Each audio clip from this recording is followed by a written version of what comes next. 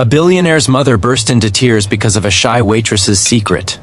The silence in the crowded restaurant was the loudest sound Clara had ever heard, not because no one was speaking, but because a woman in a cream-colored blazer had just burst into tears, her hands flying to her mouth as a billionaire in a custom suit dropped to his knees before a shy waitress holding a wet rag and a notepad. Before we go further, if you believe kindness and second chances can change a life, please like, comment, share, and subscribe right now. And tell us, what's one small act of kindness you'll never forget? Clara Mendez had learned to read lips before she learned to read English. Born to deaf parents in a tiny apartment above a laundromat in Queens, she spent her childhood translating the world for her mother and father, the angry landlord, the careless pharmacist, the teachers who assumed deafness meant dumbness. By 12, she could interpret medical jargon and legal threats just by watching the corner of a person's mouth. What she couldn't interpret was why the world seemed so determined to overlook her. Now 24, Clara worked the dinner shift at the Gilded Fork, a pretentious Manhattan restaurant where customers tipped based on how invisible they wanted their server to be. Clara was expert at invisible sliding water glasses onto tables without a sound, refilling coffee with a nod instead of a question, folding her tall frame into corners so diners could enjoy their $80 steaks without being reminded that a person was serving them. Her uniform was black on black, her hair in a tight bun, her face bare except for the smudge of exhaustion under her eyes. She'd been working double shifts for 3 weeks straight, not for anything extravagant, but for her mother's cochlear implant surgery. $47,000. Clara had saved $12,000 over 2 years. Every tip went into a shoebox under her bed. Her father had died 2 years ago from a heart attack that might have been prevented if he'd heard the smoke alarm. Clara found him in the kitchen, pancake batter still in a bowl, his face peaceful as if he'd simply forgotten to open his eyes again. Her mother, Elena, had been catatonic for 6 months after that, sitting by the window in her floral bathrobe, refusing to sign, refusing to eat, refusing to exist. Clara brought home soup. Clara paid the bills. Clara signed to her mother every night, telling her about rude customers and spilled trays. Elena never signed back. Not until Clara brought home a brochure for the cochlear implant clinic. "I don't want to hear the world," Elena signed, her fingers trembling. "The world is cruel. I want to hear you." That was the moment Clara decided she would move heaven and earth. So here she was on a rainy Tuesday in November, carrying a tray of lobster bisque, when the hostess whispered that a very important person had just been seated in the corner booth, the booth reserved for people whose net worth exceeded the GDP of small nations. Clara didn't look. Looking at the rich only made her feel smaller. Then she saw him. Alexander Hawthorne, 31, founder of Hawthorne Technologies, a biotech empire that had revolutionized prosthetic limbs. His face was on magazine covers, his name whispered in boardrooms, his reputation a storm cloud, brilliant, ruthless, and famously reclusive since the car accident that killed his father and left his mother with severe hearing loss. He sat with his back to the wall, jaw set in a way that suggested he hadn't smiled in years. Across from him sat an older woman with silver hair and kind eyes, his mother, Eleanor. Her hands rested on the table as if waiting for someone to notice she couldn't hear a word of the ambient jazz or clinking glasses. Clara approached with her usual quiet deference. "Good evening," she said, looking at Alexander because that's what servers were trained to do, address the person who could hear, who mattered. Alexander didn't look up from his phone. "She'll have the salmon, no dill. I'll have the ribeye, medium rare, and the 06 Barolo." He didn't glance at his mother, didn't ask what she wanted. Clara wrote it down, but something in her chest tightened. She watched Eleanor's face, the way her eyes moved from her son's lips to his hands to the window, searching for connection that wasn't there. Eleanor touched Alexander's sleeve, and when he finally looked up, she signed quickly, "I would like the soup first. The tomato." Alexander frowned. "She wants the tomato soup," he said to Clara, as if translating a foreign language he barely understood. Then he turned back to his phone. Clara should have walked away. She should have placed the order, brought the wine, collected her tip, and disappeared like the invisible girl she'd trained herself to be. But she couldn't.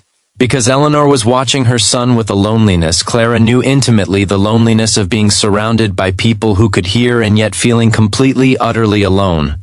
So Clara did something she'd never done before. She set down her notepad, turned to face Eleanor fully, and signed, "The tomato soup is excellent tonight. Would you like bread with it?" Eleanor's hands flew to her mouth. Her eyes widened. Then her hands began to move, fast and excited. "You sign? No one here signs, not even my son. He learned when he was young, but he forgets." Alexander looked up, brow furrowed. "What's going on?"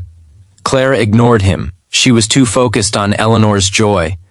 "My parents are deaf. I've been signing since I was a baby." Eleanor laughed a real laugh, deep and warm.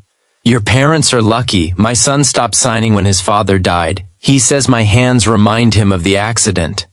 Clara glanced at Alexander. "Your mother wants the tomato soup," she said out loud. "She also wants to know if you remember the sign for please." Alexander's face went pale. He looked at his mother, then at Clara, then back at his mother. His jaw tightened. For a terrible moment, Clara thought he would explode, demand a manager, have her fired. Instead, he turned to his mother, raised his hands, and signed very slowly and clumsily, "I'm sorry." Eleanor burst into tears.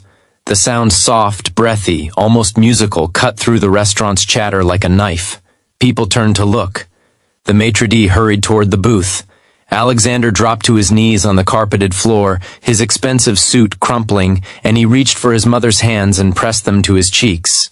"I'm sorry," he said again, out loud, voice cracking. "I'm so sorry, Mom. I forgot everything."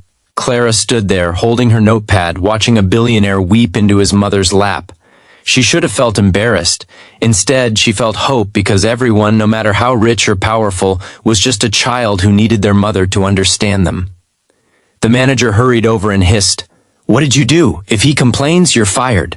Clara didn't answer. She was watching Eleanor stroke her son's hair, signing, "It's okay, I'm here," against his scalp. Alexander looked up at Clara, eyes red-rimmed. "How did you know she needed that?" Clara shrugged. "Because I've been invisible too. Sometimes the people who need to be seen the most are the ones who can't hear the world telling them they don't matter." The rest of the night blurred. Alexander insisted Clara sit with them. When Derek protested, Alexander made one phone call and Derek was transferred to a Hawthorne Technologies office in North Dakota by morning. Clara didn't eat the salmon, but she watched Eleanor devour her tomato soup like a woman finally offered a seat at the table. They signed for 2 hours. Eleanor told Clara about her late husband, the accident. The little boy who used to sign "I love you" every night. Clara listened. She didn't offer advice. She just translated pain into understanding because that's what she'd always done. When the meal ended, Alexander left a tip that made Clara's knees buckle. $10,000. In cash. In an envelope.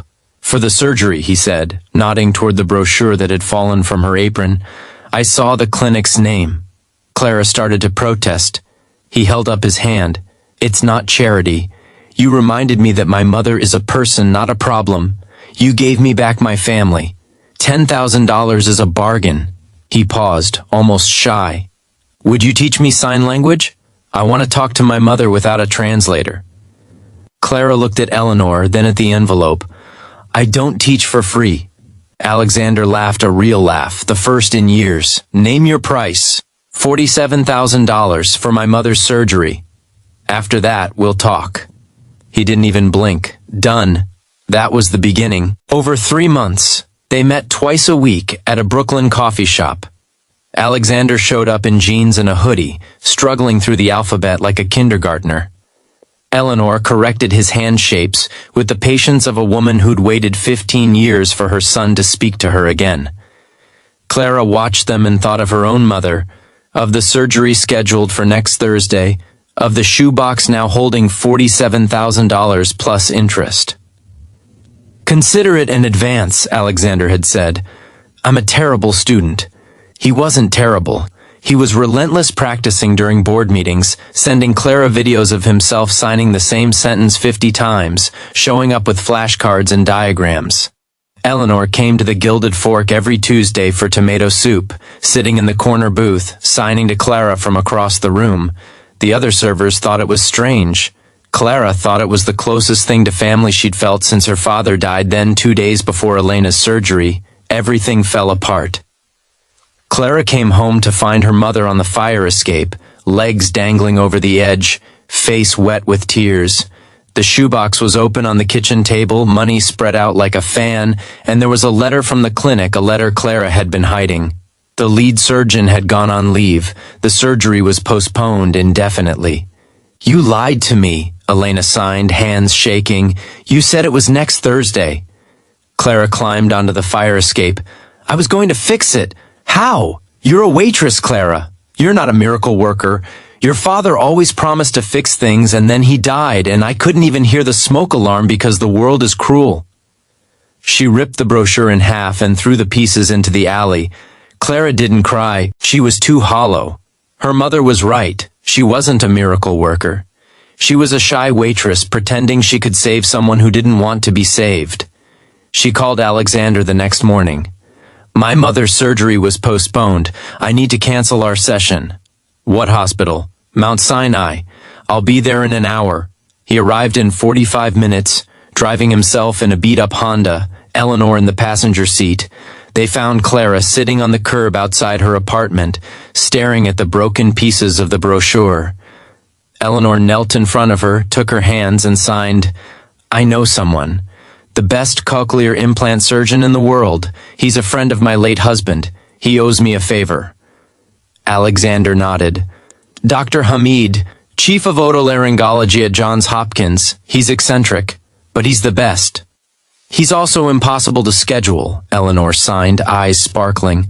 "But he has a soft spot for deaf mothers with stubborn daughters." Clara wanted to argue, but she thought of her mother on the fire escape giving up. And she thought of Eleanor, who'd waited 15 years for her son to remember how to sign "I love you." "Okay," she said.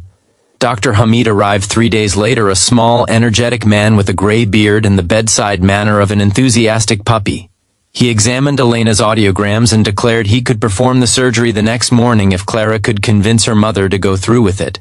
Clara found her mother in the hospital chapel, sitting in the back pew staring at a stained glass window. She sat down beside her and didn't speak. After a long time, Elena's hands moved. "What if I don't like what I hear? What if the world is even crueler than I remember?" Clara took her mother's hands and pressed them to her own throat. Then she spoke, barely a whisper.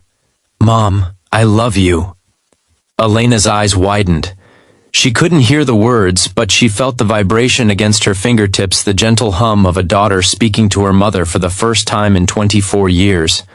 Tears streamed down her face.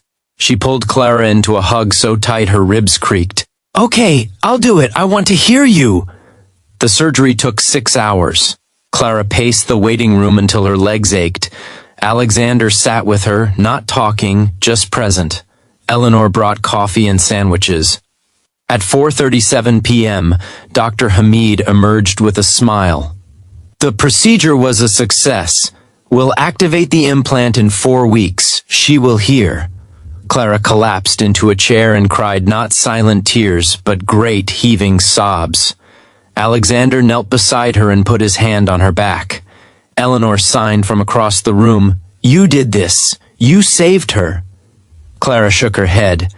"No, we did this." 4 weeks later, on a cold January morning, Clara stood in her mother's hospital room with Alexander and Eleanor. Dr. Hamid adjusted the external processor and stepped back. "Ready?" Elena nodded, gripping the bed rail. Clara took her left hand. Alexander took her right. Dr. Hamid activated the implant. For a moment, nothing happened. Then Elena's expression changed confusion, then wonder, then pure, unbridled joy. She turned toward the window where a bird was singing. She turned toward the door where a nurse was laughing. She turned toward Clara, who was crying and smiling and trying to form words. "Say it again," Elena whispered, her voice rough from disuse. "The thing you said in the chapel." Clara took a deep breath. She looked at her mother, the woman who had taught her to see the world through silence, who had signed bedtime stories and lullabies that had no sound but plenty of love. And she said loud and clear, "I love you, Mom." Elena heard it. Every syllable, every tremor, every ounce of love Clara had been pouring into her hands for 24 years. She pulled Clara into a hug and held her so tightly they might have fused together mother and daughter, silence and sound, two halves of a whole that had finally found its voice. Alexander was crying. Eleanor was crying. Even Dr. Hamid wiped his eyes. The shy waitress who had been invisible for so long was suddenly the only person anyone could see. That was 6 months ago.